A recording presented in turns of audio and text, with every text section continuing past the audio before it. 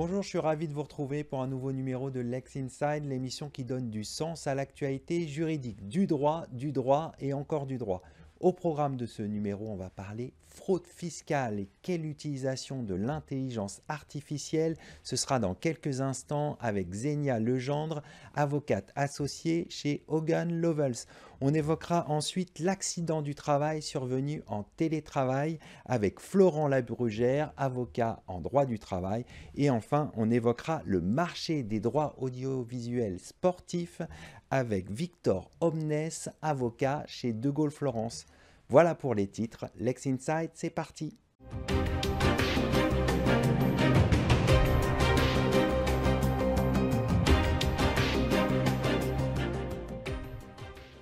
On commence tout de suite ce Lex Inside. On va parler fraude fiscale. Quelle utilisation de l'intelligence artificielle avec mon invité Xenia Legendre, associée au sein du cabinet Hogan Lovells. Xenia Legendre, bonjour. Bonjour Arnaud. Alors l'évasion fiscale coûte entre 80 et 100 milliards d'euros à l'État. Depuis quelques années, une dizaine d'années à peu près, l'État utilise l'intelligence artificielle pour les contrôles fiscaux. On va voir ensemble de quelle manière. Tout d'abord, comment l'intelligence artificielle est-elle utilisée par l'administration fiscale ? Alors effectivement, le sujet est super intéressant parce que dans le contexte actuel de la disette budgétaire, on va dire, et du fait que la France a déjà le niveau des prélèvements le plus élevé en Europe, la lutte contre la fraude fiscale se présente comme un outil budgétaire très puissant. Vous avez mentionné le chiffre de 80 à 100, et certains disent 120 milliards de fraude fiscale. Il se trouve que en fait, ce n'est pas vraiment mesuré en France. Donc on ne sait pas quel est le vrai montant. Mais si effectivement on parle de 80 milliards, ne serait-ce que même de 50 milliards, j'ai envie de dire, c'est très exactement le trou dans le budget qu'il faut combler. Et donc ça se présente effectivement comme un outil très intéressant. Et bien évidemment, la lutte contre la fraude fiscale, c'est également très important pour ce qu'on appelle le consentement à l'impôt, pour la cohésion sociale, Bien sûr. et bien évidemment pour l'efficacité du budget. L'intelligence artificielle, qu'est-ce qu'elle vient faire là-dedans? C'est un outil de contrôle fiscal qui est apparu il y a une dizaine d'années et qui effectivement présente des capacités de la détection, on va dire, des comportements qui sont en rupture avec la norme, on va dire.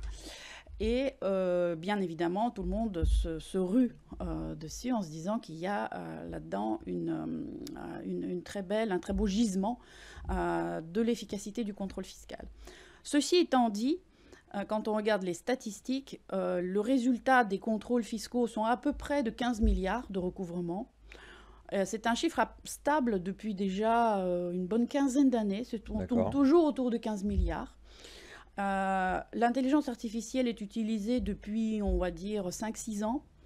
Et elle représente à peu près 2 milliards sur ces 15 milliards. Donc il y a 15% qui sont dus directement à l'intelligence artificielle.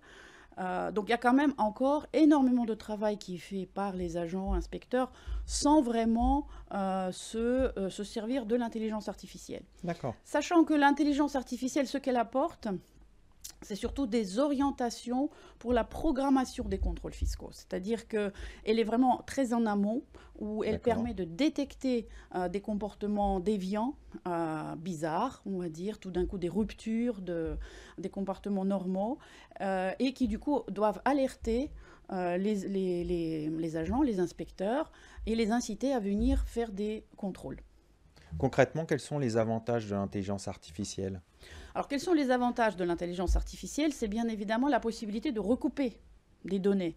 Parce que la DGFiP, donc la Direction générale des finances publiques, elle possède énormément de bases de données. Donc, premièrement, elle a accès, bien sûr, à FICOBA, donc la base des données bancaires.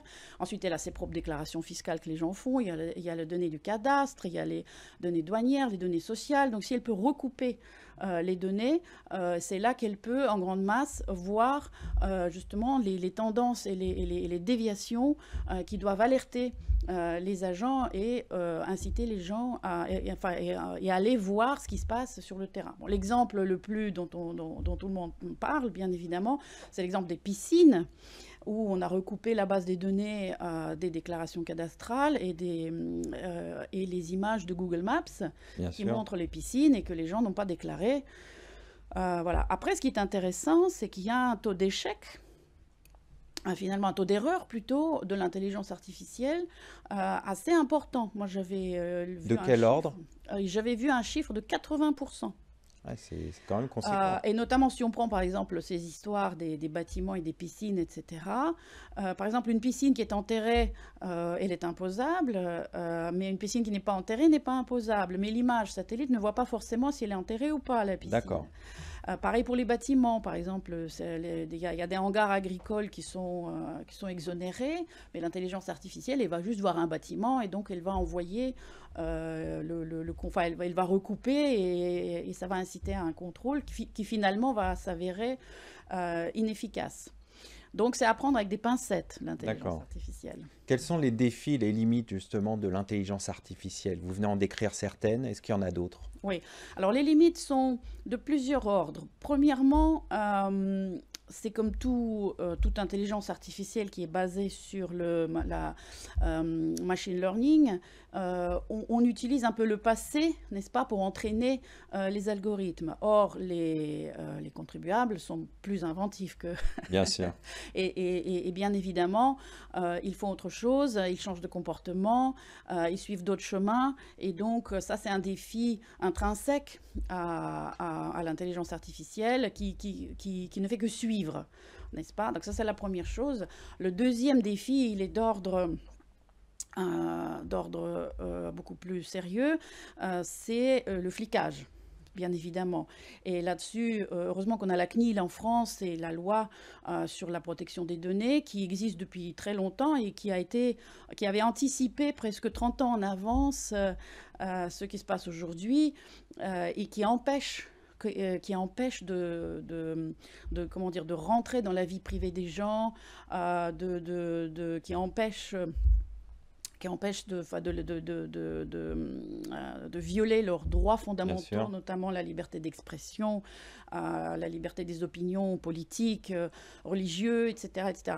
Donc c'est bien là le danger, c'est que finalement, le fisc il a tendance à vouloir aller, par exemple, regarder ce que vous faites sur les réseaux sociaux. Donc c'est très intrusif. C'est très intrusif, il va rentrer dans votre vie privée d'une manière très, très forte, certes pour chercher la fraude, mais on sait toujours qu'on commence par un petit bout avec des meilleures intentions et qu'in fine, va s'installer un régime de flicage et de tyrannie assez puissant. Donc heureusement, il y a des garde-fous. Il y a des garde-fous, c'est encadré, les données ne peuvent être utilisées que à fin de contrôle fiscal. En aucune manière, on ne peut garder les données qui se rapportent à des questions d'opinion, à des questions religieuses, des questions d'orientation sexuelle, etc., etc.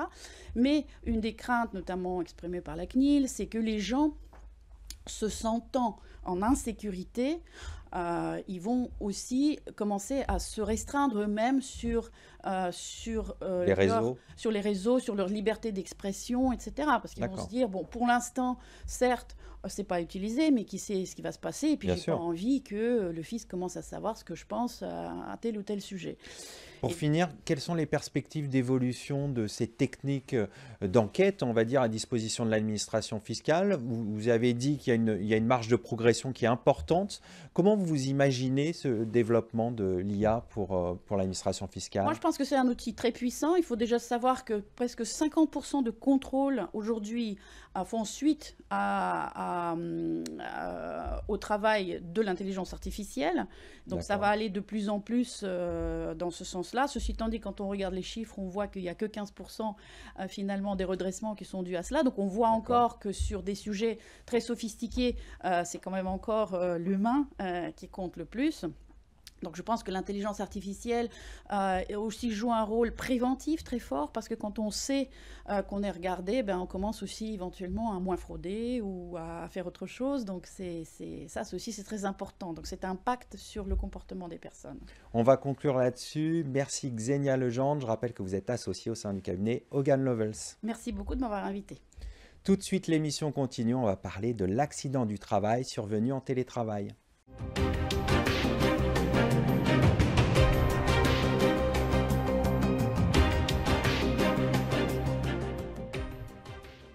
commence tout de suite ce Lex Inside. Que se passe-t-il quand un salarié se blesse en télétravail? On en parle tout de suite avec mon invité, Florent Labrugère, avocat en droit du travail.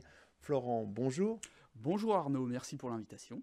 Avant de rentrer dans le vif du sujet et de parler de l'accident du travail survenu en télétravail, un sujet qui s'est beaucoup développé depuis la pandémie avec la croissance du télétravail, on va revenir aux définitions du télétravail et de l'accident du travail. Pouvez-vous nous expliquer clairement ces définitions?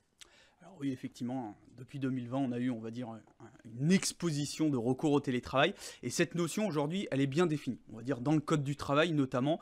Et le télétravail, c'est tout simplement, en fait, un mode de travail qui nécessite finalement, au cours duquel le salarié ne va pas travailler dans les locaux de l'entreprise, mais va travailler, en fait, dans un autre endroit, alors généralement à son domicile, avec les moyens, on va dire, de communication qui existent aujourd'hui, notamment les moyens qui sont, mis en avant et donné par l'employeur, c'est-à-dire un ordinateur et un téléphone professionnel. Donc ça, c'est véritablement la définition qui est posée par le Code du travail concernant le télétravail. Et l'accident du travail, là aussi, classiquement, autant défini dans le Code de la sécurité sociale que par la jurisprudence. Pour qu'il y ait un accident du travail, on va dire qu'il faut 3 choses. Premier élément, il faut qu'il y ait un événement brutal et soudain qui ait entraîné une lésion d'ordre physique ou psychologique à un salarié et donc qui soit survenu au temps et au lieu du travail. Et en fait, pour la jurisprudence, dès lors que l'accident est survenu au temps et au lieu du travail, il y a une présomption d'imputabilité qui s'applique et dès lors, en fait, le salarié n'a pas rapporté la preuve d'un lien de causalité entre son accident et son travail. Alors, on va revenir maintenant au sujet du jour. Maintenant qu'on a ces définitions bien en tête, est-ce que l'accident survenu sur le lieu du travail est un accident du travail? Alors, finalement, ça revient à combiner les deux notions qu'on vient de définir. Et en fait, il faut savoir qu'aujourd'hui, il y a eu une explosion du recours au télétravail depuis 2020 et qu'il y a vraiment, au niveau de la jurisprudence, il n'y a pas encore de décision de principe qui encore a été rendue notamment par la Cour de cassation, mais on commence à avoir de plus en plus notamment de décisions de juridiction du fond qui ont été amenées à statuer finalement sur l'existence d'un accident de travail en télétravail. Et en fait, si on regarde les textes, finalement, c'est exactement le même régime juridique qui s'applique pour un accident du travail, j'ai envie de dire classique, donc qui est survenu dans les locaux de l'entreprise, qu'un accident du travail qui est survenu sur le lieu de télétravail. Et donc, notamment, finalement, dès lors que l'accident est survenu sur le lieu de télétravail qui a été déclaré auprès de l'employeur et qu'il est survenu au cours de l'activité professionnelle du télétravailleur, il va être présumé comme étant un accident du travail au sens de la législation sur les risques professionnels, donc au sens en fait finalement de la définition que j'ai donnée, qui est donnée par le Code de la sécurité sociale. Alors on va aller un peu plus loin. Quels sont les critères qui permettent de définir qu'un accident survenu sur le lieu de télétravail est un accident du travail? Alors, étant donné qu'on a le même régime juridique, déjà on va voir un petit peu les critères classiques qu'on retrouve pour un accident du travail classique qui a lieu dans les locaux de l'entreprise. On va regarder notamment, est-ce qu'il y a eu une information immédiate de l'employeur sur la survenance d'un accident de travail. Notamment dans la loi, le salarié a un délai de 24 heures pour le déclarer. On va regarder aussi s'il y a eu une constatation médicale de ces lésions dans un temps proche de la date de l'accident. Donc, autrement dit, est-ce qu'il est allé voir notamment son médecin traitant le jour de l'accident? Et plus particulièrement pour un accident du travail en télétravail, on va regarder principalement 3 éléments. Tout d'abord, si l'accident il est bien survenu notamment sur le lieu de télétravail qui a été déclaré auprès de l'employeur, donc notamment sur le lieu qui figure dans le contrat de travail. On va regarder aussi l'heure à laquelle il est survenu, donc notamment s'il est survenu pendant les plages de télétravail. Et dernier élément, aussi s'il est survenu au cours de l'activité professionnelle du télétravailleur, si ce dernier notamment n'avait pas interrompu finalement son travail pour un motif d'ordre purement personnel. Que se passe-t-il si l'accident n'est pas survenu dans les heures de télétravail que vous avez évoquées? Justement, si on va dire qu'il est survenu par exemple avant la prise de poste ou à la fin de la prise de poste, on va considérer que finalement l'accident n'est pas survenu au temps du travail. Donc finalement, il ne va pas être présumé comme étant d'origine professionnelle et généralement, il ne sera pas reconnu comme étant un accident du travail, tout simplement. Alors concrètement, pour bien comprendre, est-ce que vous pouvez nous donner des exemples concrets d'accidents du travail survenus en télétravail?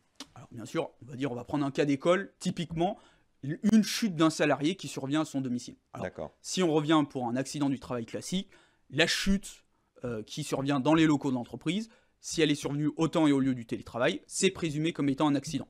On va avoir exactement, quasiment le même raisonnement sur le lieu de télétravail, donc c'est-à-dire qu'on va regarder notamment, est-ce que la chute, par exemple, d'un salarié à son domicile est survenue pendant les plages horaires de télétravail d'accord, et également au cours de son activité professionnelle. Alors, comme j'ai indiqué, on a maintenant quelques décisions finalement de cour d'appel et typiquement d'accord, pour la chute d'un salarié à son domicile, et ben par exemple la cour d'appel d'Amiens avait jugé que la chute qui était intervenue quelques minutes juste après la fin de la journée de travail, et ben finalement l'accident n'était pas intervenu pendant le temps de travail, donc on n'avait pas été amené à reconnaître un accident de travail. Au donc contraire, c'est très strict. voilà, c'est vraiment, on va regarder finalement l'heure à la date, l'heure à laquelle l'accident est survenu. Et de la même manière, hypothèse inverse, on avait un accident finalement qui était intervenu pendant les plages horaires de télétravail. Et là, la même cour d'appel, elle a reconnu cette fois-ci l'existence d'un accident de travail. Autre hypothèse particulière aussi, c'était un salarié qui avait commencé sa journée de télétravail, sauf qu'il avait entendu, en fait, depuis son domicile, la survenance d'un accident dans la rue. Donc D'accord, il avait interrompu son travail, il était sorti de son domicile pour voir finalement ce qui se passait. Et en fait, quand il était dehors, donc sur la voie publique, il a lui-même été victime d'un accident. Donc s'est posé d'accord, la question finalement de savoir si on était en présence d'un accident du travail ou pas. Là, on était bien dans les plages horaires de télétravail, d'accord, sauf que autant la CPM que les juges du fond, ils ont considéré que le salarié avait interrompu sa mission et qu'au moment de son accident, d'une part, il n'était plus sur son lieu de télétravail habituel, même s'il était à quelques mètres finalement, il était sur la voie publique, et deuxièmement, il avait interrompu sa mission pour des motifs d'ordre non professionnel. Donc là aussi, l'accident finalement n'a pas été reconnu comme étant d'origine professionnelle. Ce qui veut dire qu'il faut véritablement un lien entre le travail effectué et l'accident quand il se produit, c'est Voilà, ça? effectivement. C'est-à-dire qu'il faut vraiment que le salarié soit, on va dire, sous l'autorité de son employeur. Alors après, s'il fait une chute, par exemple, lorsqu'il va chercher un café, parce que voilà, il quitte son bureau, là, on va considérer par contre que c'est un accident du travail, parce que c'est quand même en lien avec l'activité professionnelle qui n'a pas été interrompue. Pour finir, quelles sont les obligations de l'employeur en matière d'évaluation des risques pour les télétravailleurs? Alors, à l'instar de tout autre salarié, finalement, l'employeur, il va avoir quasiment les mêmes obligations. Notamment, il va peser sur l'employeur une obligation de sécurité. Alors, il va notamment devoir finalement évaluer les risques auxquels peuvent être soumis les télétravailleurs. On peut dire qu'il y en a deux grands types. D'une part, lorsque le télétravail va être mis en place, il va devoir vérifier notamment la conformité du domicile du salarié, par exemple, si, notamment par rapport aux installations électriques, s'il n'y a aucun danger qui pourrait être encouru par le salarié. Et D'accord, deuxième risque majeur, c'est surtout le risque d'isolement, puisque le télétravailleur, il n'est pas sur son lieu de travail, il faut lui permettre qu'il ait des contacts réguliers, autant avec sa hiérarchie qu'avec ses collègues de travail, et que si finalement il n'y a pas cette obligation de prévention qui est respectée par l'employeur, et derrière ça peut amener justement à la survenance d'un accident de travail, voire même à ce que l'employeur voit sa responsabilité engagée au titre d'un accident. on va conclure là-dessus. Merci Florent Labrugère. Je rappelle que vous êtes avocat en droit du travail. C'est ça, exactement. Merci à vous, Arnaud. Tout de suite, on continue l'émission. On va parler marché des droits audiovisuels sportifs.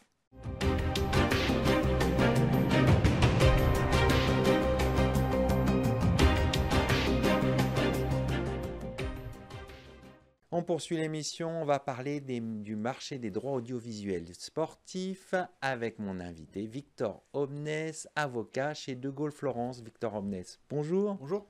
Le marché des droits audiovisuels sportifs prend de l'ampleur.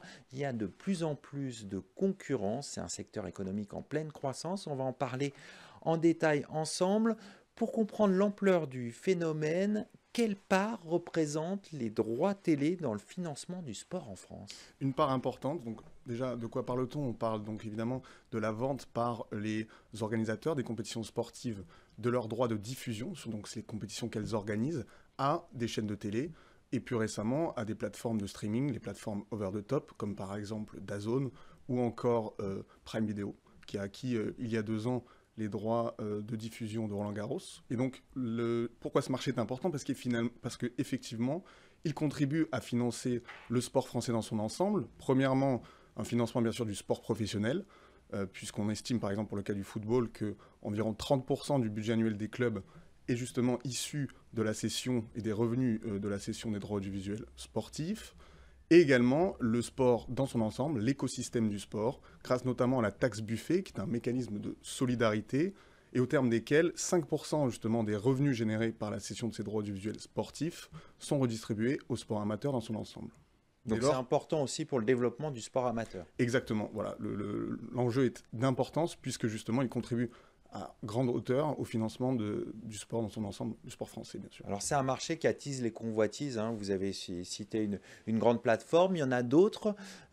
Quelles sont les tendances de l'évolution de ce marché? Alors chez De Gaulle, on a justement publié récemment, en septembre 2024, une analyse justement de ces tendances et on remarque notamment pour les sports les plus populaires en France et donc celles qui attirent bien sûr le plus de revenus qui sont le rugby et le football, une tendance effectivement à la croissance, ou en tout cas à la hausse, notamment pour le rugby. On remarque voilà, une croissance constante due notamment à la poursuite du partenariat avec Canal+, qui continue à investir dans ce sport, un sport qui attire d'ailleurs de plus en plus de téléspectateurs. Et donc ce partenariat a été prolongé en 2024 jusqu'à 2032. Pour le football, c'est un peu différent, puisqu'en fait, on est passé d'une croissance exponentielle de la valeur des droits entre la fin des années 90 et le milieu des années 2010, puisqu'on est passé de 100 millions d'euros par an à 726 en 2016. Et donc, une belle croissance. Une belle croissance, bien sûr, mais à la suite de cette, on va dire, croissance exponentielle, on remarque depuis lors une triple baisse qui s'explique par plusieurs motifs, évidemment, mais le premier, c'est bien sûr la fin du partenariat avec Canal+, qui ne souhaite plus investir. Diffuseur officiel pendant de nombreuses années. Absolument, et qui, pour diverses raisons, a stoppé et a choisi de ne plus investir dans le football français, préférant d'autres championnats, préférant également d'autres sports, on a parlé du rugby à l'instant, et également par une certaine difficulté financière des principaux concurrents de Canal+ sur ce marché, que sont beIN Sport, bien sûr Altice, qui avait pendant un certain temps investi avec RMC Sport dans ces droits-là, et bien, étant en difficulté financière, évidemment, ils ont une moindre tendance à investir des sommes conséquentes. Et donc, la finalité de ça et la fin de ça, c'est justement cette triple baisse marquée en 2024 par l'attribution des droits à DAZN et beIN Sport pour seulement 500 millions d'euros. Seulement 500 millions d'euros, puisque c'est environ 50% inférieur à ce qui avait été attendu par les dirigeants de la Ligue de football professionnel. Alors on sait en plus que pour le football, il y a eu l'affaire Mediapro, il y a eu un certain nombre de difficultés pour les opérateurs pour essayer d'avoir une offre et de satisfaire justement cette offre devant les téléspectateurs et de fournir des services de qualité. Absolument. Mediapro, évidemment, est une affaire cardinale de ce secteur, puisque Mediapro donc, était un diffuseur espagnol qui avait acquis les droits de la Ligue 1 contre 800 millions d'euros par an, donc qui était une somme astronomique et surtout une somme record. Finalement, au bout de quelques mois, fait défaut, c'est-à-dire qu'il n'est plus en capacité de payer, et cela évidemment a créé des remous considérables dans ce marché et pour le secteur du sport en son ensemble. Notons en plus que de cette défaillance, bien sûr la crise de Covid qui a entraîné l'arrêt du championnat de Ligue 1 a évidemment mis en péril le financement du sport professionnel, du football en premier lieu, mais comme on l'a expliqué tout à l'heure, également de l'intégralité de l'écosystème du sport. Alors on a vu les enjeux économiques, voyons maintenant les aspects juridiques. Quel est le cadre juridique de ce marché? Alors le cadre juridique, il faut noter que ce marché est fortement encadré par le législateur. Les règles sont prévues dans le code du sport. Il y a 3 catégories ou 3 régimes importants, je dirais, pour ce marché. C'est premièrement le fondement du droit de propriété que détiennent les organisateurs des manifestations sportives, principalement les fédérations. Ce droit de propriété qui est consacré par le Code du sport.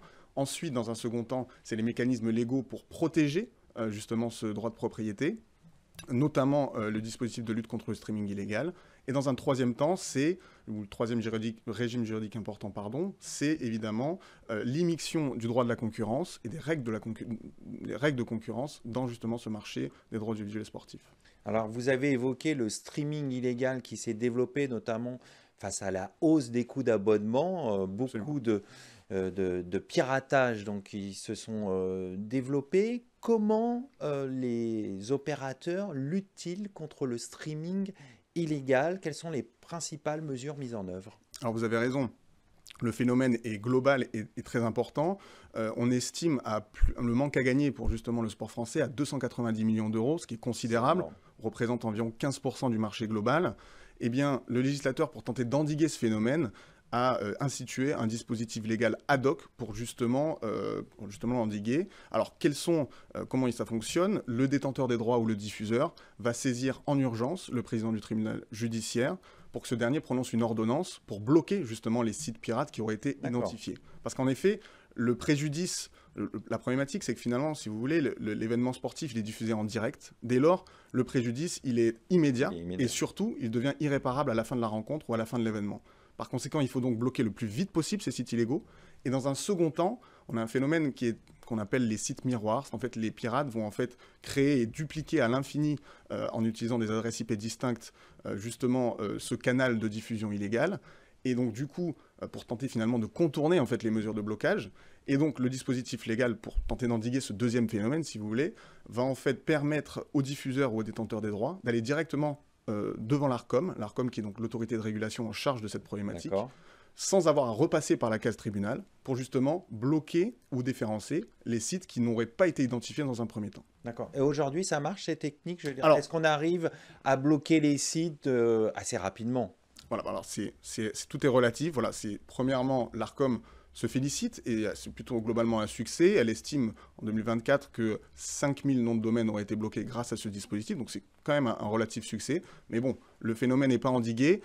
Comme on atteste, voilà, la dernière rencontre, un peu la rencontre, on va dire, vitrine du championnat de France de football, le match OM-PSG, qui aurait été regardé par 55% des téléspectateurs en utilisant des contenus pirates. D'accord, donc ça laisse une marge de manœuvre encore. Exactement. Pour arriver vraiment à contenir ce piratage. Le problème est toujours d'actualité, il n'a pas été tout à fait endigué. Pour terminer, en quelques mots, on l'a dit, c'est un marché très concurrentiel. Comment le droit de la concurrence encadre-t-il ce marché? Alors, le droit de la concurrence encadre ce marché tout simplement parce que, comme on l'a expliqué un peu, l'organisateur de manifestations sportives vend de manière centralisée le championnat dans son intégralité. Dès lors, ça pose un problème en droit de la concurrence, c'est-à-dire un risque, mais évidemment un monopole dans lequel se retrouve l'organisateur de la manifestation sportive en amont, mais également en aval, puisqu'il va allouer à un diffuseur potentiellement l'exclusivité des droits. Donc, des problèmes de concurrence. Cependant, l'autorité de la concurrence a validé cette vente centralisée au motif qu'il permettait des externalités positives, à la condition, bien sûr, de respecter un certain nombre de garde-fous, notamment l'organisation d'un appel d'offres à chaque attribution des droits. Eh bien, cela fonctionne, c'est assez bien encadré. On note cependant une problématique, c'est qu'une fois, la loi ne prévoit pas le cas où l'appel d'offres est non concluant. Si l'appel d'offres n'est pas concluant, le détenteur des droits peut négocier de gré à gré, et ça a conduit par le passé à un certain nombre de contentieux, notamment récemment le contentieux entre Canal+ et la Ligue de football professionnel.